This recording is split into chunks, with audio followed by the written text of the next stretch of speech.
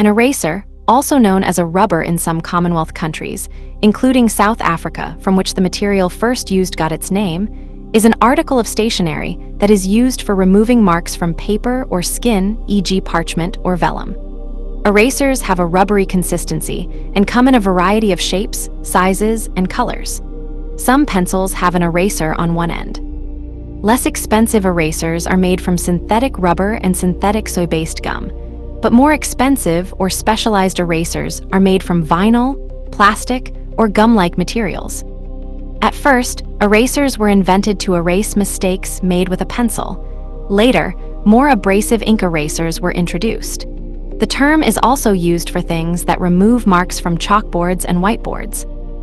History. A pencil eraser. Before rubber erasers used today, tablets of wax were used to erase lead or charcoal marks from paper. Bits of rough stone such as sandstone or pumice were used to remove small errors from parchment or papyrus documents written in ink. Crustless bread was used. A Meiji period, 1868 to 1912. Tokyo student said. Bread erasers were used in place of rubber erasers, and so they would give them to us with no restriction on amount. So we thought nothing of taking these and eating a firm part to at least slightly satisfy our hunger. In 1770, English engineer Edward Nairn is reported to have developed the first widely marketed rubber eraser for an inventions competition. Until that time, the material was known as gum elastic, or by its French name caoutchouc, borrowed from Quechua. Nairn sold natural rubber erasers for the high price of 3 shillings per half-inch cube. According to Nairn, he inadvertently picked up a piece of rubber instead of breadcrumbs, discovered rubber's erasing properties, and began selling rubber erasers. The invention was described by Joseph Priestley on April 15, 1770, in a footnote. I have seen a substance excellently adapted to the purpose of wiping from paper the mark of blacklead pencil. It is sold by Mr. Nairn, mathematical instrument maker, opposite the Royal Exchange. In 1770, the word rubber was in general use for any object used for rubbing. The word became attached to the new material sometime between 1770 and 1778. However, raw rubber was perishable.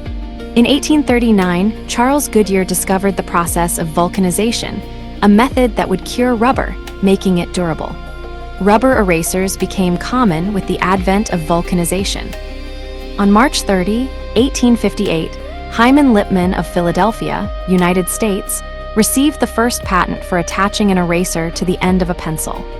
It was later invalidated because it was determined to be simply a composite of 2 devices rather than an entirely new product. Erasers may be freestanding blocks, block and wedge eraser, or conical caps that can slip onto the end of a pencil, cap eraser.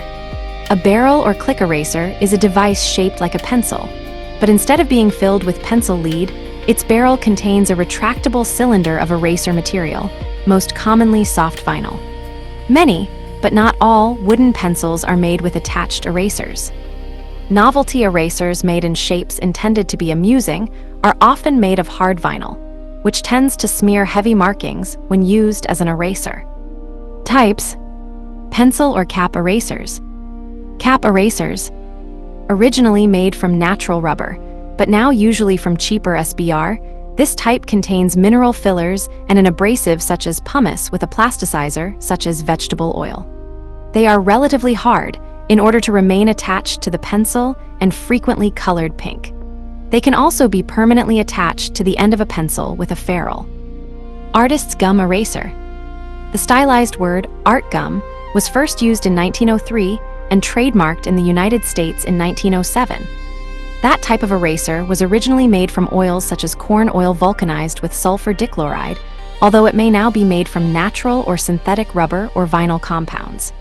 It is very soft yet retains its shape and is not mechanically plastic, but crumbles as it is used. It is especially suited to cleaning large areas without damaging the paper. However, they are so soft as to be imprecise in use.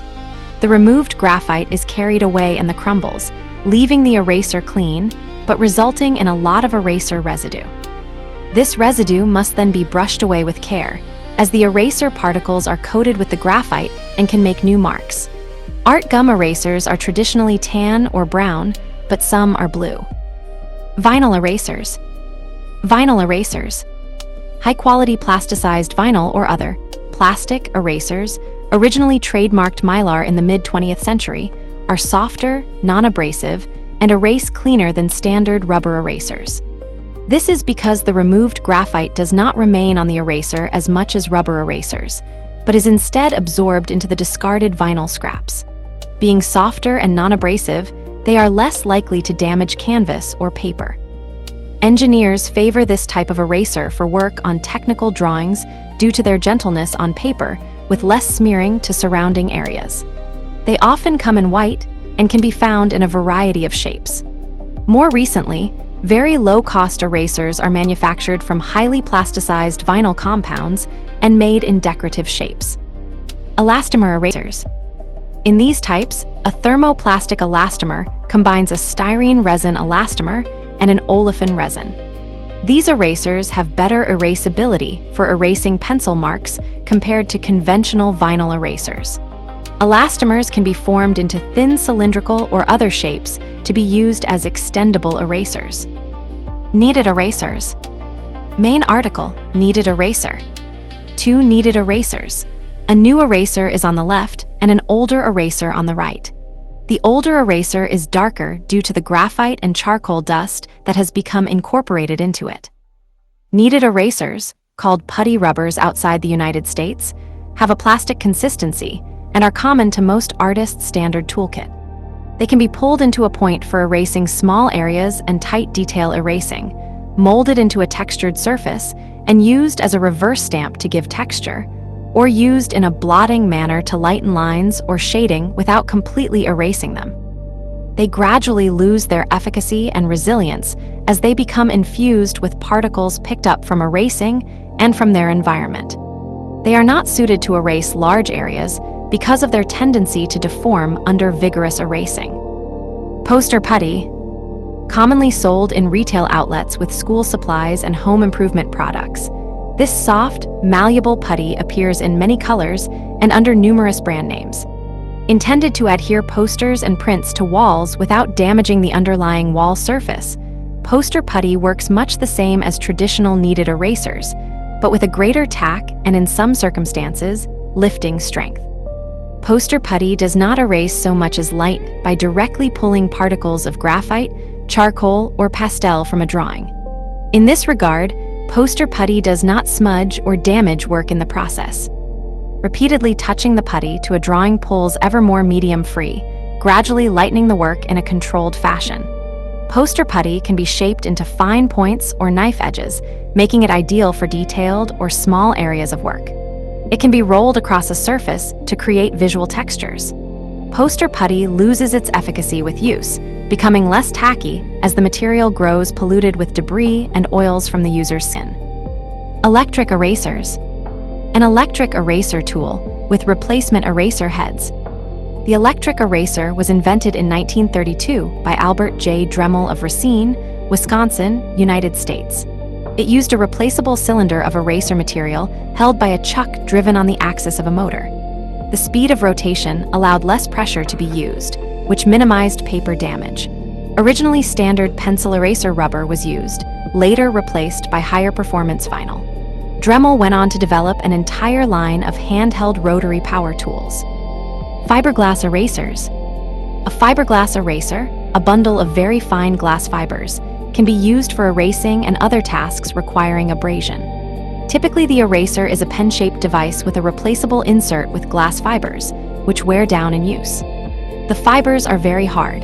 In addition to removing pencil and pen markings, such erasers are used for cleaning traces on electronic circuit boards to facilitate soldering, removing rust, and many other applications. As an example of an unusual use, a fiberglass eraser was used for preparing a pterosaur fossil embedded in a very hard and massive limestone.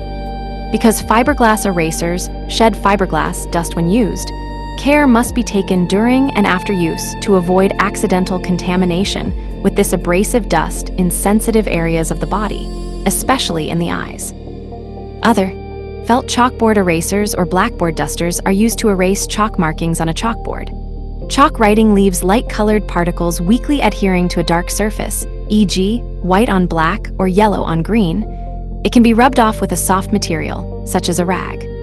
Erasers for chalkboards are made with a block of plastic or wood, much larger than an eraser for pen or pencil, with a layer of felt on one side. The block is held in the hand and the felt rubbed against the writing, which it easily wipes off. Chalk dust is released, some of which sticks to the eraser until it is cleaned, usually by hitting it against a hard surface. Various types of eraser, depending upon the board and the type of ink used, are used to erase a whiteboard. Dedicated erasers that are supplied with some ball pens and permanent markers are intended only to erase the ink of the writing instrument they are made for. Sometimes, this is done by making the ink bond more strongly to the material of an eraser than the surface it was applied to. Co-inventor of the laser Arthur Leonard Shallow created a laser eraser for typewritten material. This used a laser to vaporize the ink of the typo, leaving the paper beneath unharmed. Although Shallow received a patent for the invention, it was never produced commercially.